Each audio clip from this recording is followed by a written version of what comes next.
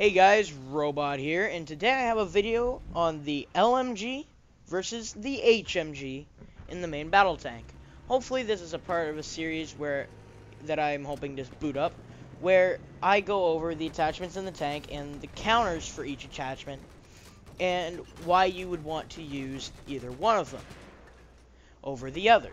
And to start things off, this is probably the best balanced thing in Battlefield 4, the HMG and LMG on the main battle tank, because there's just as many pros as cons on either side of them.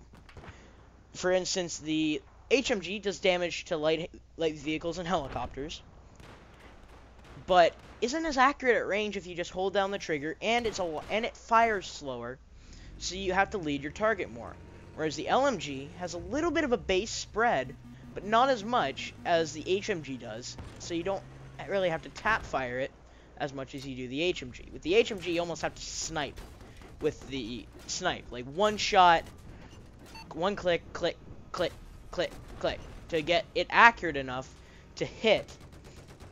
And the LMG, you don't have to do that. It's just sort of hold the trigger, things die. Simple as that.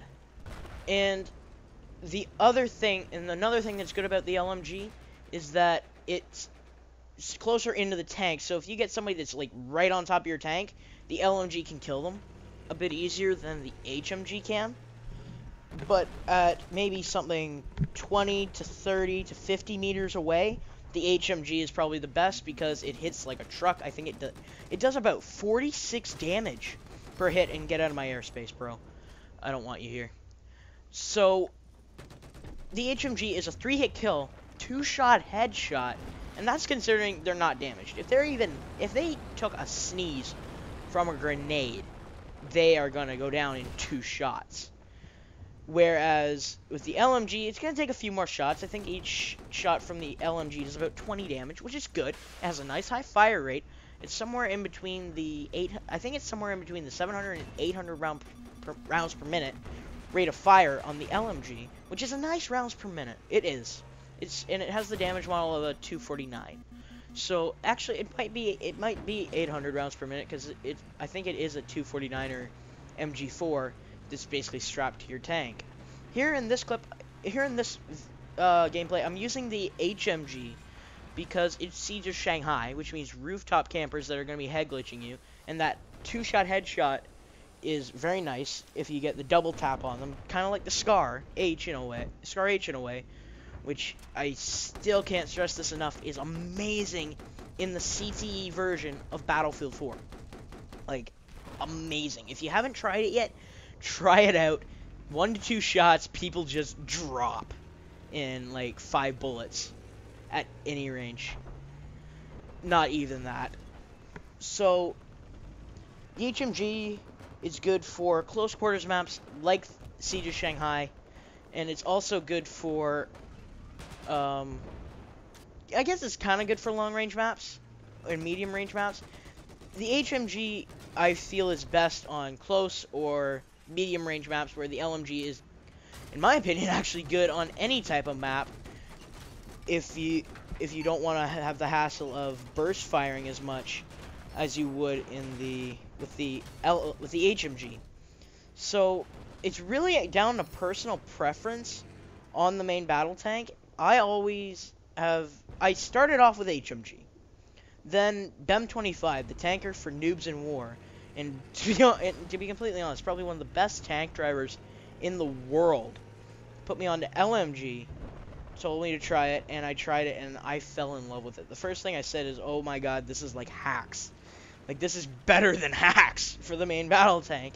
And I also put IDF Addy, a dogfighter who wanted to go into tanking, onto the LMG, and he said the exact same thing the first time he tried it. Like, the LMG is just amazing on the main battle tank, and that's my main thing.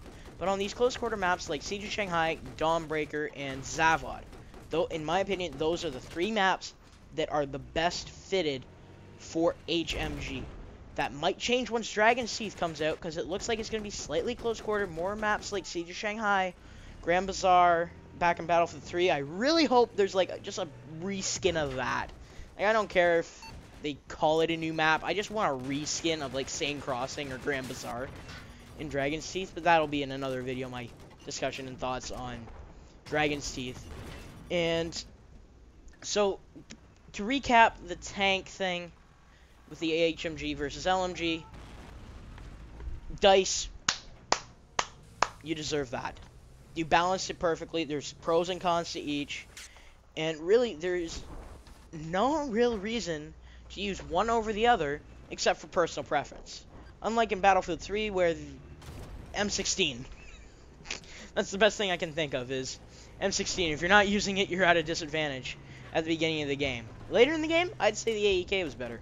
I'd actually always like the AEK better just because of the sound it made, and the recoil pattern worked better with me, but I'm getting off topic here. So, and to cap off the video, a quick little channel update. I'm out of school now.